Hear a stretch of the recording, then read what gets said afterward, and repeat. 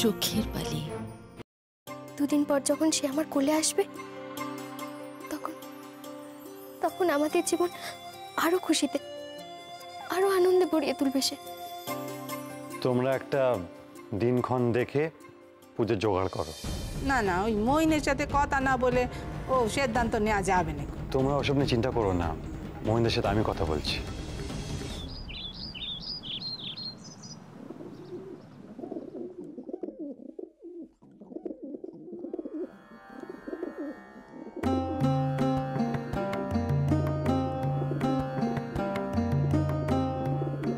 গাছে জল দিচ্ছেন? নকুর তো ছিল, তাকে বললেই তো হতো। নকুর দাদাকে দিয়ে যদি সব কাজ হতো তাহলে তো আর ঝামেলাই থাকতো না।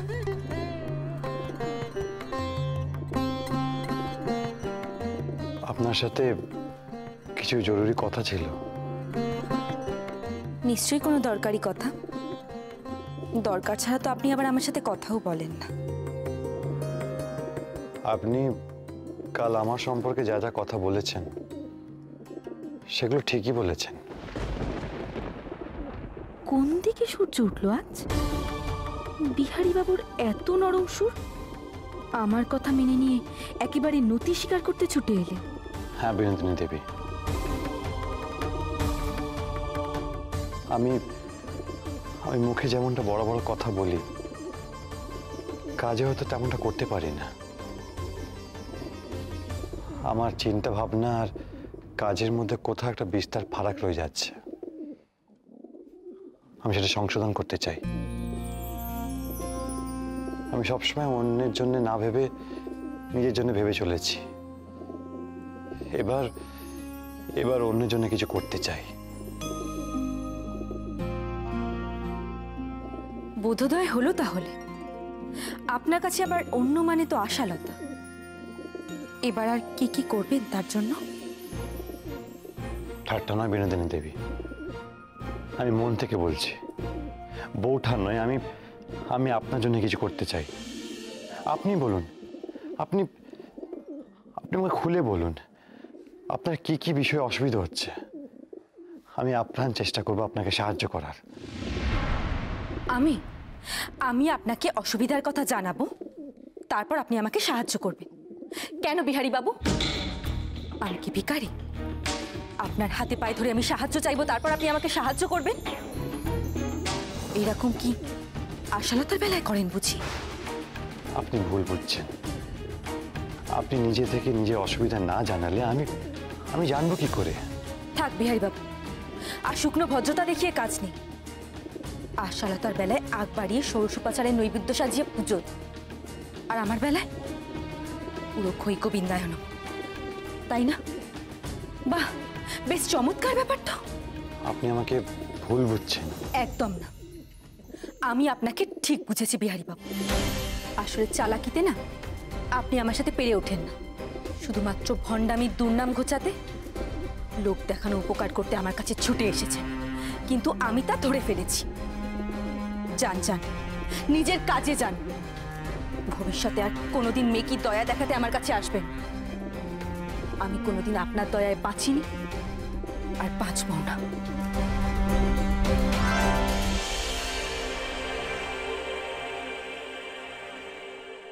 দিদি, ও দিদি, আরে কোথায় রে যায় আজকাল দিদি?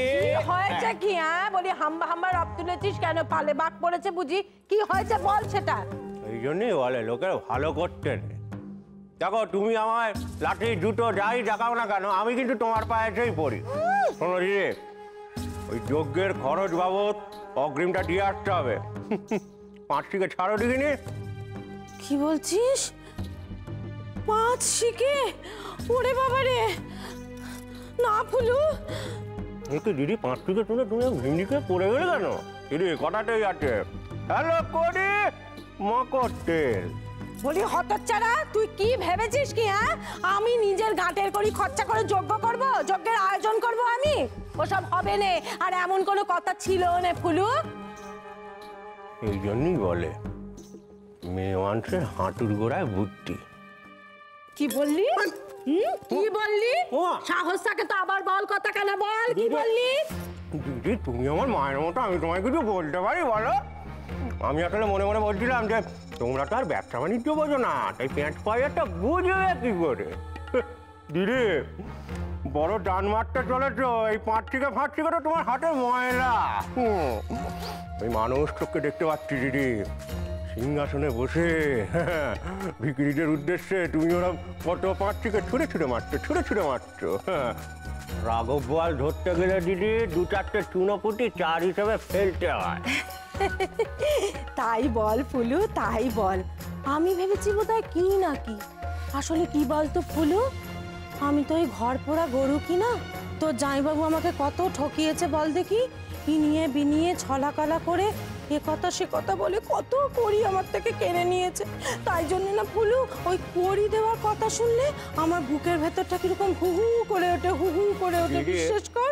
দিদি তুমি বলো দিদি, আমি তোমায় কোনোদিনও ঠকিয়েছি? না ভাই, না বলো তুমি ভাই, আমি না, ঠকিয়েছি? না, না। আরে দিদি আমি কি এতটাই মুখ কুয়ার দিয়ে গাছে বসে আছি সেই গাছের ডালি কেটে ফেলবো? তাই তো, তাই তো। দিদি হ্যাঁ, আমি তোমায় কথা দিচ্ছি দিদি, কি ফুলু? তোমাকে এই সংসারে রানী করে তারপর আমি ছাড়বো। কি বলছিস ফুলু? কথা দিচ্ছিস? সোনা ভাই আমার, সোনা ভাই আমার। শোন নে, বলছি কি, আমি যখন ওই সিংহাসনে বসবো, রানী হব, তখন না আমি তোর এই মাথার চুল থেকে পায়ের নখ অব্দি সব একেবারে সোনা দিয়ে মুড়িয়ে দেবো, বুঝেছিস? হ্যাঁ।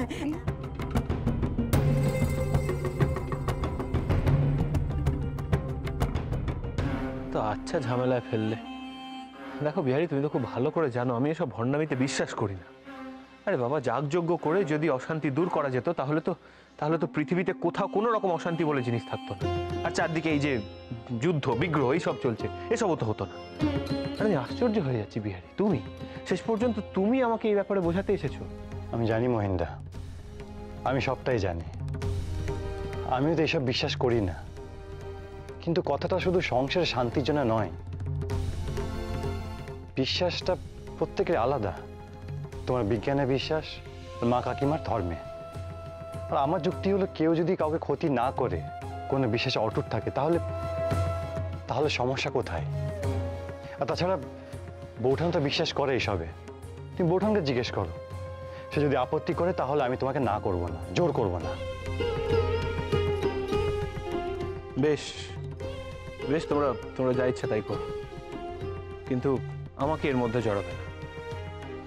দেখো, মত দিয়েছি ঠিক আছে, কিন্তু তার মানে এইটা নয় যে তোমরা আশা করে বসে থাকবে যে আমি যজ্ঞের সামনে গিয়ে হাত জোর করে বসবো। সেটা হবে না। আর যজ্ঞের সময় যদি আগে জানতে পারি তাহলে আমি চেষ্টা করবো বেরিয়ে যেতে। বাড়িতে থাকলেই আমি জানি ডাকাডাকি শুরু হবে।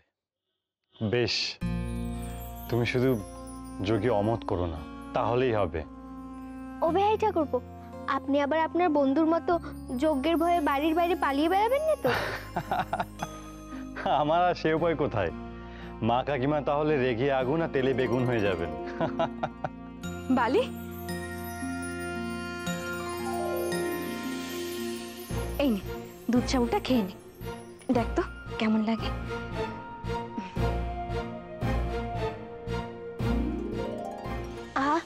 বালি, কি দিয়েছো এতে? এত সুন্দর একখানা গন্ধ বেরোচ্ছে। সেরকম কিছু না রে, একটু এলাচ আর কর্পূর দিয়েছিলাম। কাকিমা বলছিল নাকি তুই সাবু খেতে ভালো লাগছে না তোর, তার জন্য একটু দিলাম। দেখ।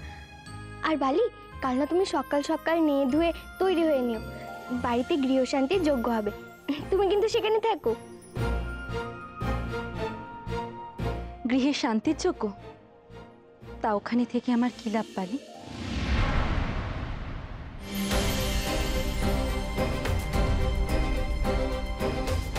আমার শান্তি তো আমার কাছেই আছে। আমি আমার পরম শান্তির খোঁজ পেয়ে গেছি রে বালি।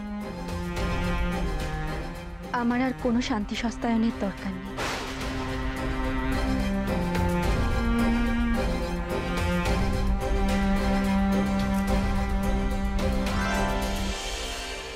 ও ছোটবু, ফুলু কি বললো? যজ্ঞের সব ব্যবস্থা করতে হবে তো, কিছুই তো জোগাড় যন্ত্র হয়নি। কি করবো কিছুই তো বুঝতে পারছি না। এই যজ্ঞে নাকি আবার 5 রকমের কাঠ লাগে। তা সেসবেরও তো কিছু বন্দোবস্ত এখনো হলো না দিদি। আহা দিদি, মেজদি, তোমরা ওসব নিয়ে কিচ্ছু ভেবো নে। সাধু বাবার সঙ্গে ফুলুর একেবারে খোলাখুলি কথা হয়েছে। তোমাদেরকে কিচ্ছু করতে হচ্ছে না, কিচ্ছু করতে হবে না তোমাদের। ওই সাধু বাবা তার শিষ্য দুজনে মিলে যা যা জিনিসপত্র লাগবে সব নিজেরা নিয়ে আসবে, শুধু আমাদেরকে মূল্যটা ধরে দিলেই হবে, ব্যাস। তাহলে তো বেশ ভালো কথা, আমাদের কোনো দায়িত্ব নিতে হবে না। ঠিক আছে, কিন্তু মইন যজ্ঞে মত দিল কিনা সেটাই তো বুঝতে পারছি না মেজবু। মা, মইনদা মত দিয়েছে।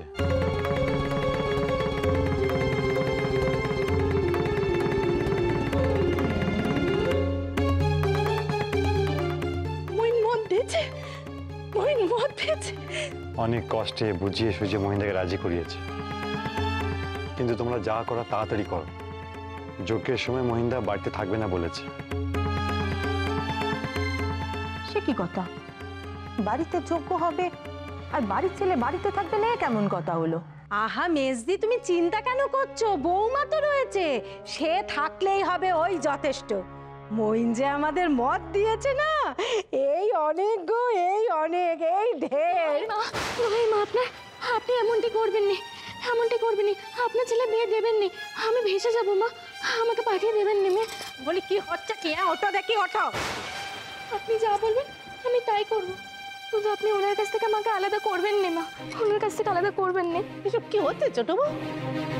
সমুর বিয়ে দেবে, সুহাসিনীকে বাপের বাড়ি পাঠিয়ে দেবে, আমি তো কিচ্ছু বুঝতে পারছি না। হ্যাঁ রে ছোট, সুহাস যে কথাগুলো বললো সেগুলো কি সত্যি? কি বলি বলো দেখি মেজদি বর্দি, তোমরা তো বিশ্বাস যাবে না। এই কি তিলকে তাল করছে দেখো মেয়ে। ও পুজোর আগে বাপের বাড়ি যাওয়ার বায়না ধরেছিল, বুঝলে তো? আমি বলেছিলাম বাবা পুজো পালা শেষ হোক তারপরে যাস কোন। এখন তো দেখছি মদ দিয়ে ভুল করেছি। হ্যাঁ, কি সব নতুন গল্প ফেলেছে। বলি এই হতচ্ছাড়ি, এখানে কি যাত্রাপালা শুরু করেছিস? হ্যাঁ, চল ঘরে চল, এখানে আমি দরকারি কথা বলছি, চল। না মা, এমনটি করবেন না, আপনি যা বলবেন আমি তাই করব, আমাকে শুধু পাঠাবেন না। বলি খুব চালাক হয়েছিস না? কি ভেবেছিস কি? হ্যাঁ, ফাটে হাড়ি ভেঙে তুই তো সুরাহা করবি, সেটি হচ্ছে না। আমি তো কি করি তুই শুধু দেখ একবার। চল তুই ঘরে চল, তুই চল। আপনি জানেন তো একবার কি হয়েছে? আমাদের পাড়ার সেই হরেন জেঠু আছে না, তার মেয়ে বিদু দিদির কোলে ছেলে হয়েছিল। আমরা তো খবর পেয়ে ছুটে গিয়েছিলাম। গিয়ে দেখি এখানে জ্যান্ত পুতুল, কি সুন্দর পিটপিট করে তাকাচ্ছিল। তারপর দুটো লাল টুকটুকে গাল, মাথায় কোচকানো কোচকানো চুল, সে আবার জিভ দেখাচ্ছিল। আর তাই বলে সেখানে সবাই বলছিল যে ছেলে জন্মের আগে নাকি পতি মায়ের কিছু খাওয়ার স্বাদ হয়েছে, আর তাই জন্যেই নাকি ছেলে অমন নোনা দেখাচ্ছে। আচ্ছা, এরকমটা কি সত্যি হয়? হুম হুম আপনি জানেন তো, মাসি বলেছে দুধ খেলে নাকি বাচ্চার গায়ের রং পরিষ্কার হয়। আমি তো সারাদিনে অনেক দুধ খাই, তাহলে কি আমাদের বাচ্চার গায়ের রঙও পরিষ্কার হবে? হ্যাঁ হ্যাঁ, হবে হয়তো। কি হয়েছে আপনার? আমি তখন থেকে বকে চলেছি, আপনি তো কিছুই বলছেন না। কি এত ভাবছেন আপনি? না কিছু না, শুনছি শুনছি তো। ছাই শুনছেন আপনি, আমি তখন থেকে বকেই চলেছি আর আপনি তো কিছুই শুনছেন না। আচ্ছা আশা, আমার একটা কথা বলো তো। তোমার সইয়ের জন্য যদি কোনো অনাথ আশ্রমে দেখাশোনার কাজ বা ধরো কোনো বোর্ডিংয়ে পরিচালনার কাজ, এরকম কোনো কাজের ব্যবস্থা করে দেওয়া হয় না? মানে উনি যখন নিকুঞ্জবাবুর ওখানে ছিলেন শুনলাম যে উনি খুব ভালো কাজ করেছেন, তাই ভাবছিলাম। উনি তার মানে আমার কোনো কথা ঠিকমতো শোনেননি। ওনার মাথায় শুধু শুধু বালির চিন্তা করছে, ওনার মন জুড়ে কেবল বালি। তাহলে উনি আমার জন্য এত উতলা হচ্ছেন কেন? আসলে ঘরে শুধু ঘরকন্নের কাজ ছাড়া অন্য কিছুই তো করতে হয় না ওনাকে। অত গুণী একজন মানুষ শুধু বাড়িতে বসে বসে শিক্ষা দীক্ষায় মরচে ধরে যাচ্ছে। সেই জন্যই ভাবছিলাম যে ওনাকে যদি অন্য কোনো কাজের ব্যবস্থা করে দেওয়া যায়, ওনার ভালোর জন্যই আমি। আপনি খুব অশান্তিতে আছেন তাই না?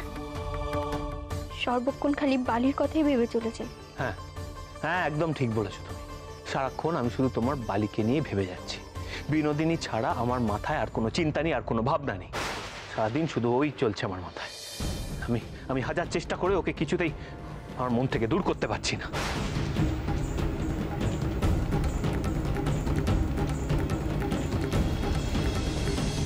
তাহলে কি এতদিন আপনি আমার সাথে অভিনয় করছিলেন? আশা, আশা, এই কথা তুমি বলতে পারলে? তুমি কি এতদিনেও আমাকে আমাকে চিনতে পারোনি? তুমি কি বোঝো না যে আমি সত্যি অভিনয় করতে পারি না? তাহলে আপনার মনে এত অশান্তি কেন? কই, আমি তো আমার মনের বিরুদ্ধে গিয়ে আপনার কাছে আসিনি। আমার মন যেদিন চেয়েছে সেদিনই আমি আপনার কাছে এসেছি। কিন্তু আপনি যে এখনো সহজ হতে পারেননি। আপনার মনে যে এখনো দ্বিধা, আপনার মনে এখনো অস্থিরতা চলছে। কোনো কিছু তো আপনি খুলেও বলছেন না। আমি তো আপনার জন্য সবকিছু ত্যাগ করতে রাজি। শুধু একবারটি আপনি খুলে বলুন আপনার মনের কথা।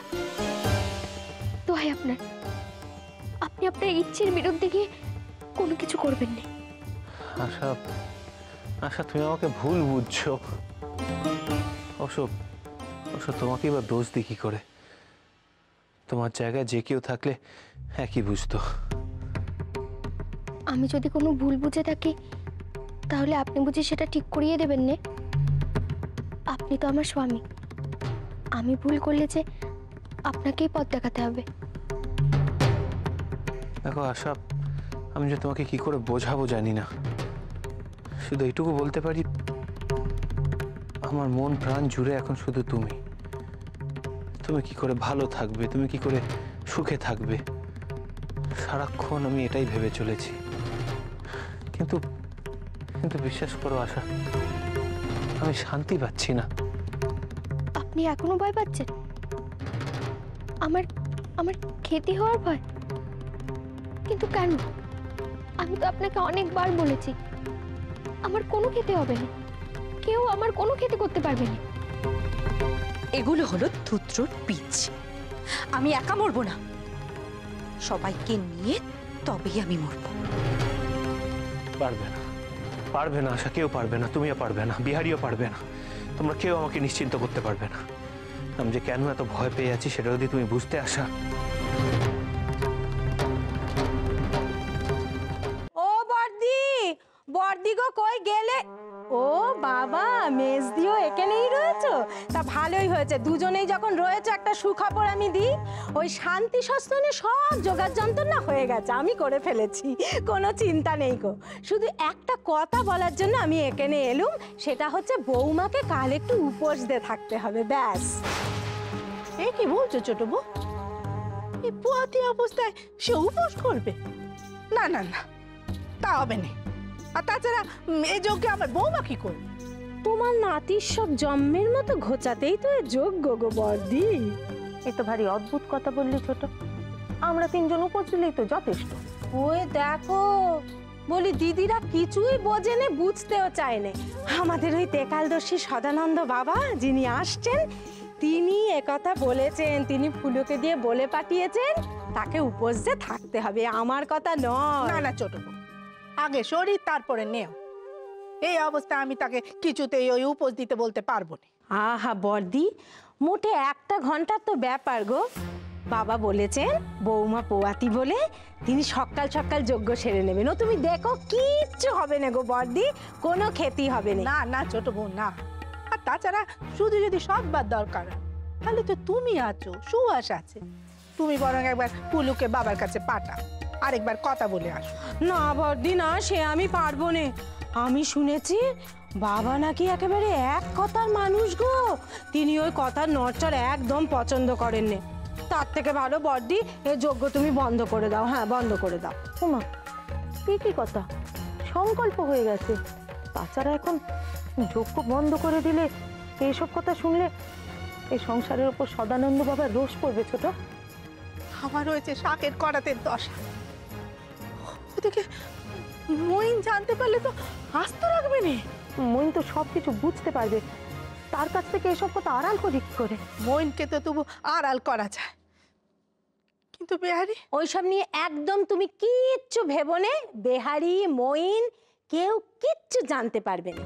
তাছাড়া এটা তো আমাদের ওই মেয়েদের ব্যাপার না, ওটা আমাদের মধ্যেই থাকবে কোন। না গো দিদি, এবার আমি যাই, বুঝেছো? কাল সকাল সকাল উঠতে হবে, মেলা কাজ পড়ে রয়েছে, যাই গো। ছোট, হ্যাঁ, তখন সুহাস অমন করে কাঁদছিল কেন বল দেখি? যে মেয়ে এতদিন বাপের বাড়ি যায়নি, সে মেয়ে বাপের বাড়ি যাওয়ার নাম শুনে অমন কাঁদবে কেন? বলো না মেজদি, এ কথা তুমি আর আমাকে জিজ্ঞেস করো না। কি বলবো বলো দেখি? ও মেয়ের না পেটের মধ্যে একেবারে জিলিপির প্যাঁচ, বুঝেছো? পুজো শেষ হতে ভালো মনে সরল মনে তাকে বললুম এবারকে ঘুরে আয়। সে দেখি সব কথা কেমন বাঁকা পথে ঘুরিয়ে নিলে। এমন জটিল মেয়ে কোথাও দেখেছো? কারো ভালো করতে নেই গো দিদি, কারো ভালো করতে নেই। অনেক শিক্ষা হয়েছে, সরল থেকে ভালো থেকে কোনো লাভ নেই গো। আমি আসি আমি।